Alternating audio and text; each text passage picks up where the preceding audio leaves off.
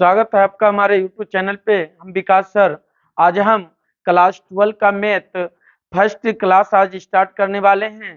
तो जो 2024 में एग्जाम देंगे वो सारे विद्यार्थी जुड़ जाएं ताकि हम एक एक करके आपका एनसीईआरटी को हल करें और बहुत कम समय में ही आपका ये पूरा एनसीईआरटी को हम हल कर देंगे। तो हिंदी मीडियम हो चाहे इंग्लिश मीडियम वाले, आप सब जुड़ जाएं और जितना अधिक से अधिक वीडियो आप देखिएगा उतना अधिक आपको लाभ होगा।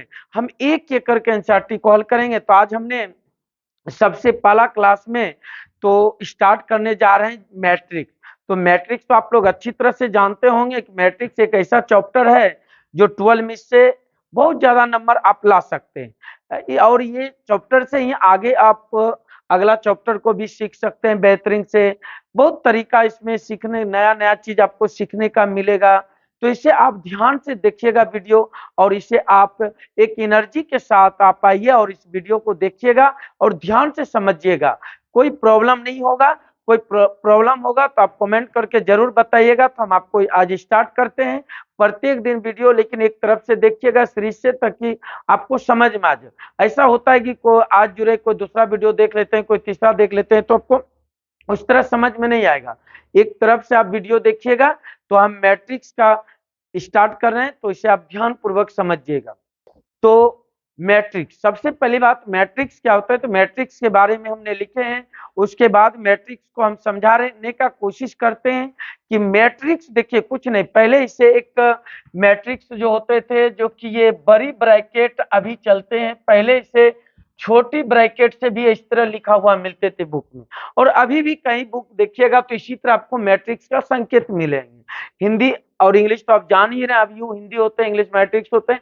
तो ये अब इसे जो है ना बड़ी ब्रैकेट से दिया जाता है। तो ये मैट्रिक्स का शुरुआत हुआ, समझिए बात। और ये बनता है किसमें, तो इसमें दो ही चीज होते हैं, एक रो और एक कॉलम होते हैं। तो इसको ध्यान पूर्वक समझिएगा, इसमें कुछ खास नहीं है, बहुत एकदम नॉर्मल चैप्टर है और आपको सीखने में मन लगेगा, बहुत अच्छा भी लगेगा इसको देखिए। तो मैट्रिक्स का पहली बात तो आप याद रख लिए कि ब्रैकेट से इसे लिखा जाता है। तो आप जान के कहीं भी बुक में ऐसा मिले तो उसे आप मैट्रिक्स समझिएगा। उसके बाद देखिए मैट्रिक्स का जैसे सबसे पहले शुरुआत होते हैं इस तरह AIJ। और ये देखिए सबसे बड़ी बात ये आई बताती है रो और जे बताती है कॉलम की संख्या को। तो इसमें कितने रो होंगे, कितने कॉलम, कहाँ पे कौन सा एलिमेंट है, किसका स्थान कहाँ पे है, तो उससे हम लोग शुरुआत करेंगे। तो हम मैट्रिक्स एकदम जीरो से ले रहे हैं ताकि आपको कोई प्रॉब्लम नहीं होगा, बहुत जीरो से हम स्टार्ट कर रहे हैं। तो देखिए मैट्रिक्स का ये लिखने का तरीका है, आप समझ गए होंगे कि मैट्रिक्स को किस तरह से। तो एक कोई भी फैमिली रहे इस तरह दीजिएगा, बड़ी ब्रैकेट ए देना है और यहाँ पे आई और जे देना, ये आपकी मैट्रिक्स हुए। समझिए बात को। तो आइए अब होती है कि मैट्रिक्स किसको कहते हैं। तो मैट्रिक्स अगर अपना सिंपल भाषा देखा जाए तो सिंपल याद रखना है, रो और कॉलम। जैसे आपने देखते हैं कोई सैनिक को परेड में खड़े करते हैं, किसी तरह या तो आगे पाछे खड़ा करना, दायां बायां में खड़ा करना, तो इसी तरह से तो यहाँ मैट्रिक्स में भी सजाया जाता है। तो एक रो होते हैं और एक कॉलम होते हैं। तो इसमें कोई प्रॉब्लम नहीं होगा, आपको बहुत आसान तरीका से हम आपको समझाते हैं एक करके सारे। तो देखिए मैट्रिक्स में क्या है, अवयव वास्तविक या सम्मिश्र संख्याओं का या फलनों का क्षैतिज या उदर्ग रेखाओं में एक क्रम विन्यास है। क्षैतिज रेखाएं अवयव की पंक्तियों तथा उदर्ग स्तंभ, मतलब कहलाते यही हो गया मेरा क्या, तो कॉलम हो गया। और ये पंक्तियों को हम लोग क्या बोलते हैं, रो बोलते हैं। इसको याद भी नहीं करना उतना कोई दिक्कत नहीं, सिंपल याद रखना है। रो और कॉलम जिसमें उपस्थित रहे तो उसी को हम लोग क्या बोलेंगे, मैट्रिक्स बोलेंगे। जिसमें रो और कॉलम से कोई भी बना हो, बैठाने की तरीका हो या किसी तरह की बातें हो तो उसी को हम लोग क्या बोलेंगे, मैट्रिक्स बोलेंगे, बाकी कुछ नहीं थी। तो चलिए अब देखिए ध्यान से कि types of matrix. Types of matrix मतलब अवयव के कितने प्रकार है। तो ध्यान दीजिएगा कि अवयव का अगर एनसीईआरटी बुक देखिएगा तो उसमें 7 प्रकार मिलेंगे, कोई अदर बुक देखिएगा तो 9 भी कहीं मिलेंगे, कहीं 11 भी मिलते हैं। तो हमने एक उससे सारे से तैयार जो किए हैं अलग अलग करके, तो हम आपको 9 प्रकार का मैट्रिक्स पढ़ाएंगे, 9 प्रकार का। इसी में आपका सारी एक एक करके आ जाएंगे। अगर ये 9 याद कर लेते हैं तो इससे आगे एक भी नहीं आपका जाएगा। इसी नोवो को आप क्लियर करके रखिएगा और नोवो से ही पूरे बुक आपका बन जाएगा। तो हम जो पढ़ाएंगे 9 प्रकार, अब ये नहीं कि याद कर लेना कि एनसीईआरटी में 7 ही प्रकार होते, जैसे अभी देखिएगा अलग अलग तरह से लिख देते एक ही चीज को, तो उसी तरह पर हमने आपको 9 तरह से आपको समझाने वाले हैं मैट्रिक्स में। सबसे पहला देखिए आपका क्या है, तो कॉलम्स मैट्रिक्स या इसी को कॉलम्स वेक्टर भी कहते हैं। मतलब कि अष्टम अवयव वह अवयव जिसके पास केवल एक, यही मेन इंपॉर्टेंट बात है, केवल एक कॉलम्स होते, केवल एक, समझिए किस पे, केवल वन है कॉलम पे, मतलब कि स्तंभ जो होंगे सिर्फ एक होंगे और रो कितनों भी होंगे चलेंगे, उससे कोई दिक्कत, लेकिन आप याद रखना है कॉलम सिर्फ एक होनी चाहिए, तो कोई दिक्कत की बात नहीं है। तो कॉलम को आप याद रख लेना संकेत में, इसे कॉलम को जो है एन से लिखते हैं या तो सी से लिखते हैं। कॉलम को किससे लिखते हैं, एन से या तो सी से लिखते हैं कॉलम को, समझ गए बात है। अब कॉलम की बातें हुई कि एग्जाम्पल कैसे, तो कॉलम का जो होंगे एक आपने सुने होंगे कि जैसे एक क्षैतिज एक उदर्ग सुने होंगे, तो उदर्ग मतलब लंबा जो खड़े हो, जैसे तार का गाछ हो, किसी तरह की प्रकार सीधा पोल हो, इस तरह अगर कोई भी सीधे में हो तो इसे को हम लोग क्या बोलते हैं, कॉलम बोलते हैं। जैसे देखिए इस अवस्था में रहना चाहिए, इस तरह से रहना चाहिए, जैसे हमने एक एग्जाम्पल भी आपके सामने लिए हुए हैं, जैसे ये हमारा इसका चिन्ह है तो मैट्रिक्स का 4 कुछ भी रहेगा, उससे कोई दिक्कत की बात नहीं। इसमें देखिए 1 इंटू यहाँ पे 1 2 3 है, मतलब रो 3 है कॉलम 1 है, तो आपको बोले थे कि इसका मैट्रिक्स का फॉर्मूला जो चलेगा m गुना n, तो m होगा रो और ये होगा मेरा कॉलम, समझ गए बात है। तो इसी तरह से इसमें क्या बताया गया, फिक्स क्या बोले थे पर एक कॉलम होना चाहिए, कितने कॉलम होना चाहिए, एक, तो देखिए एक है, यही हो गया। तो इसी को हम की बहुत तरह से भी इसे सीधा लिखना, जैसे ए बी सी डी, इस तरह अगर ऐसा कोई भी चीज हो मतलब इस तरह से होनी चाहिए, ये ना कि इस तरह होना चाहिए, ऐसे नहीं होना चाहिए आपका। अगर कोई भी चीज इस अवस्था उदर्ग अवस्था में हो तो इसी को क्या बोलना है, कॉलम मैट्रिक्स बोलना है। तो आपने समझ गए होंगे कॉलम मैट्रिक्स किसे, कॉलम मैट्रिक्स को किससे, तो हमने छोटी एन से लिखते हैं, किससे लिखते हैं, छोटी एन से लिखते हैं।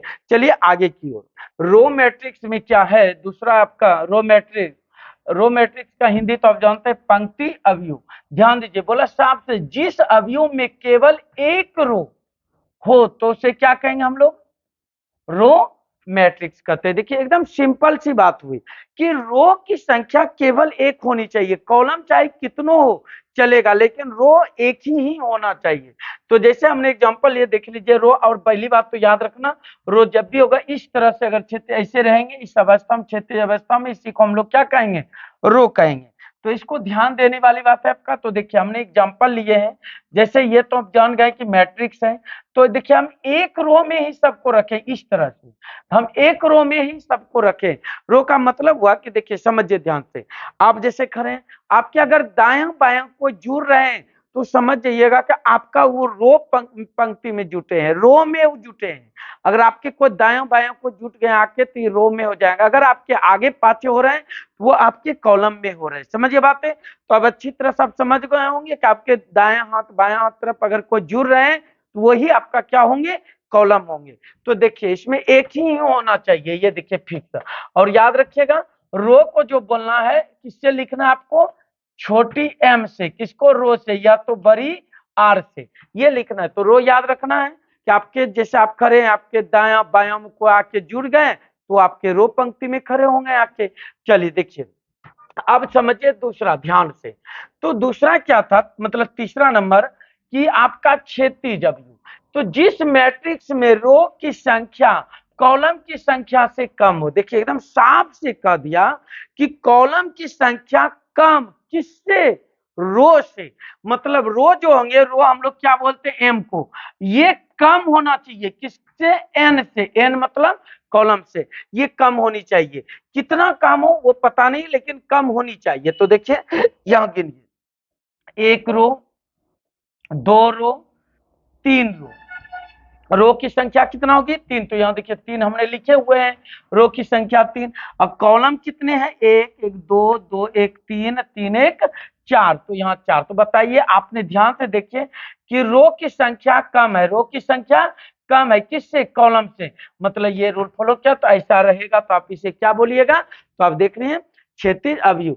चलिए आगे की ओर बढ़ते हैं हम लोग। अब हम लोग चौथा देखते हैं उदर्ग अवयव। क्या लिखे हैं? उदर्ग अवयव। जिस मैट्रिक्स में रो की संख्या कॉलम की संख्या से अधिक हो। देखिए इसमें क्या बोला, इसमें क्या बोला, कॉलम की संख्या ज्यादा है किससे? रो से। याद रखना है, कॉलम की संख्या ज्यादा किससे? रो से। तो आप याद रखना इस तरह, ये तो सिंपल सी बात बोलेंगे कि कॉलम संख्या ज्यादा हो, रो की संख्या कम हो, तो उसको क्या बोलना हम लोग?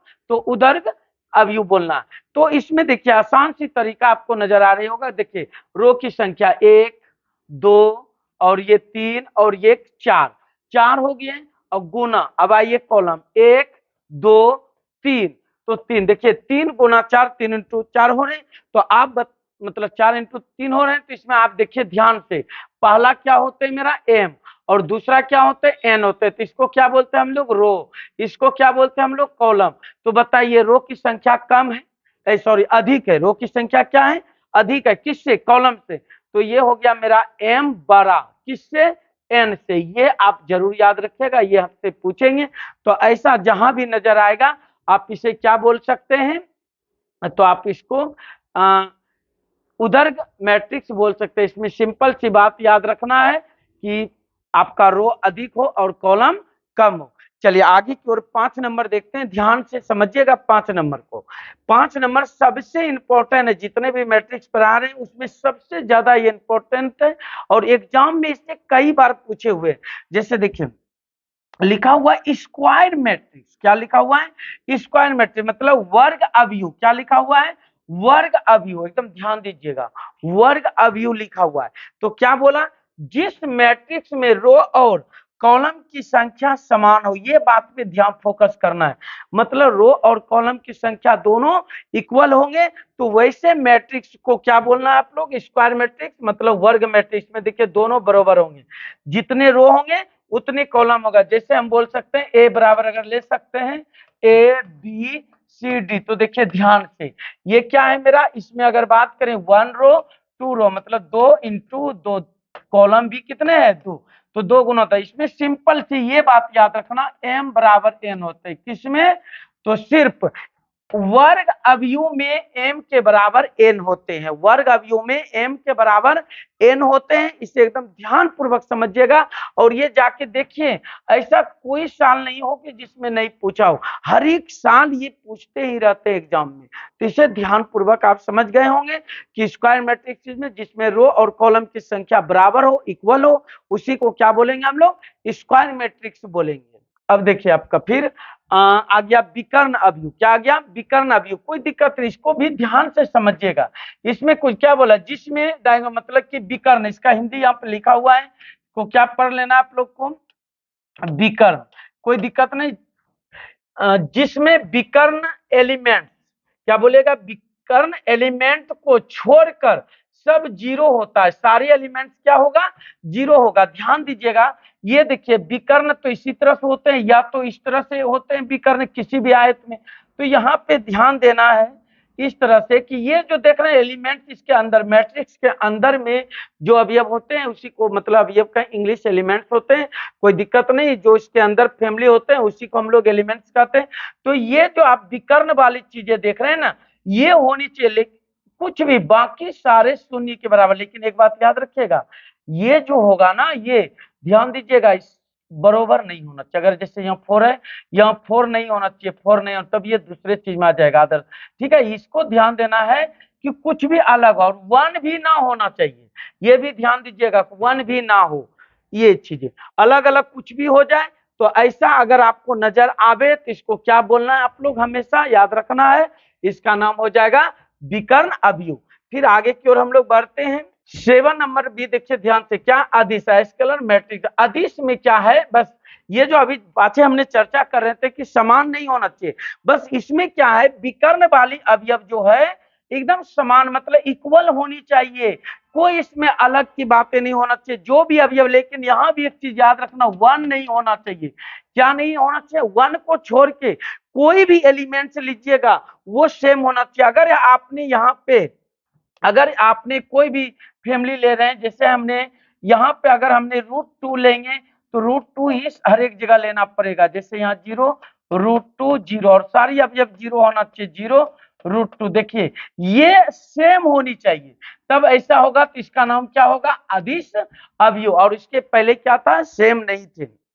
तो इसके ऊपर एकदम ध्यान देना है, फोकस करना है, और ये सबसे इंपॉर्टेंट है। तो आपने समझ गए होंगे कि अगर देख लीजिएगा इस तरह से सेम है, अगर यहाँ 5 हो, 5 ही होने चाहिए, तब ऐसे मैट्रिक्स को क्या बोलिएगा, स्केलर मैट्रिक्स मतलब अदिश अवयव बोलिएगा। देखिए ये जो आप देख रहे हैं 8 नंबर, ये सबसे इंपॉर्टेंट है।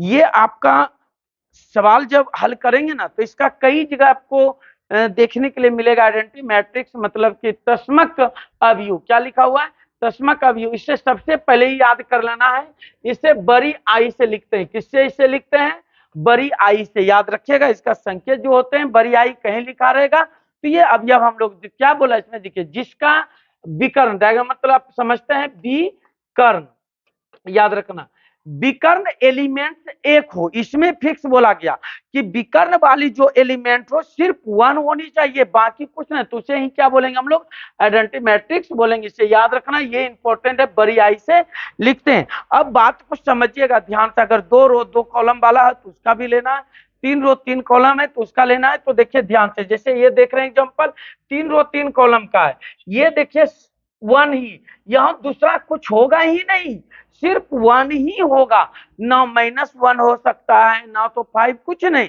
सिर्फ 1 ही यहाँ पे होगा। और जैसे हमने 2 रो 2 कॉलम में लेंगे, तो वो भी आपको हम दिखाना चाहते हैं एग्जांपल। जैसे हमने बोल सकते हैं आई बराबर इस तरह से 1 0 0 1, ये हो गया 2 रो 2 कॉलम, मतलब 2 गुना 2 का, और ये कितना है, 3 गुना 3 का है। इसके बाद हम चाहे तो 4 का भी ले सकते हैं, आई बराबर इस तरह से, ध्यान दीजिएगा। जैसे 1 हो 0 0 0, तो इसमें हमने 4 रो 4 कॉलम लेंगे, 0 1 0 0 0 0 1 0, फिर 0 0 0 1। ये देखिए मेरा 4 गुना 4 का हमने लिए। ये भी देखिए ध्यान से, थोड़ा लिखने में आओ, इस तरह ध्यान दीजिएगा। तो क्या है, सिर्फ 1 1 ही है। तो ऐसे मैट्रिक्स जहां भी नजर आवे तो इसको क्या बोलना है आपको, आइडेंटिटी मैट्रिक्स। और एक बात याद रखना, जहां आई रहे तो वहां पर यही प्रयोग करके हम लोग हल करेंगे। लेकिन देखना आजू बाजू में जो सवाल होंगे ना, उसके ऊपर ध्यान देना। अगर 2 रो 2 कॉलम वाला है तो आपको भी 2 रो 2 कॉलम वाला, तब ये वाला लेना पड़ेगा। अगर 3 रो 3 कॉलम है तब तो ये आपको इस्तेमाल करना पड़ेगा। 4 रहे तो ये 4 तो मिलते नहीं है, बहुत कम आपको 12 तक मिलेंगे। तो ये 2 रो और 2 कॉलम के लिए आपको मिलेंगे, तो इसके ऊपर ध्यान, 3 रो 3 कॉलम में। चलिए ये आपका एक लास्ट मैट्रिक्स है, जो जिसका नाम है, जान गए, जीरो मैट्रिक्स मतलब शून्य अवयव। इसमें कोई दिक्कत नहीं, इसका देखिए क्या लिखा है, जिसका प्रत्येक एलिमेंट 0 हो, मतलब शून्य, प्रत्येक एलिमेंट क्या होगा, 0। इसमें कुछ भी नहीं, देखिए सारी एलिमेंट क्या नजर आ रही है, 0 आ रहे, तो ऐसे रहेंगे। तो ऐसे मैट्रिक्स को क्या बोलिएगा, तो जीरो मैट्रिक्स ही आपको बोलना होगा, बाकी कुछ नहीं। तो आपने समझ गए कि मैट्रिक्स हमने प्रकार समझा दिए, तो 9 प्रकार का आपका बताएं, 9 प्रकार एकदम अच्छी तरह से आप समझ गए होंगे। और इसे 1-2 बार रिवाइजिंग कर लीजिएगा, आप नोट्स भी कर लीजिएगा। एक बार वीडियो नहीं समझ में आए 2 बार देख लीजिएगा, आसान तरीका से आपको समझ में आ जाएगा। बाकी हम लोग दूसरा वीडियो फिर बनाएंगे, उसमें आप जो भी प्रॉब्लम होगा आप कमेंट करके जरूर बताइएगा। तो इसका उसके बाद हमने इसका 3.1 जो 3.1 है उसको हल करेंगे। और उसके बाद हमें जैसे जैसे आगे बढ़ते रहेंगे उस तरह से हमने थ्योरी भी आपको बताएंगे, जैसे मैट्रिक्स का एड मतलब मैट्रिक्स का जोड़, मैट्रिक्स का घटाव, गुणा, जितना चीजें होते हैं सब एक एक करके थ्योरी भी देंगे। और हमने किताब को हल भी करना, जैसे अभी इतना पढ़ाएं तो इसके सहारा से हम लोग 3.1 को पहले हल कर लेंगे पूरा, तब उनके बाद हमने फिर थ्योरी पढ़ाएंगे, तब फिर हम 3.2 को हल करेंगे। तो वीडियो अच्छा लगा होगा तो शेयर और सब्सक्राइब जरूर करेंगे। चल धन्यवाद।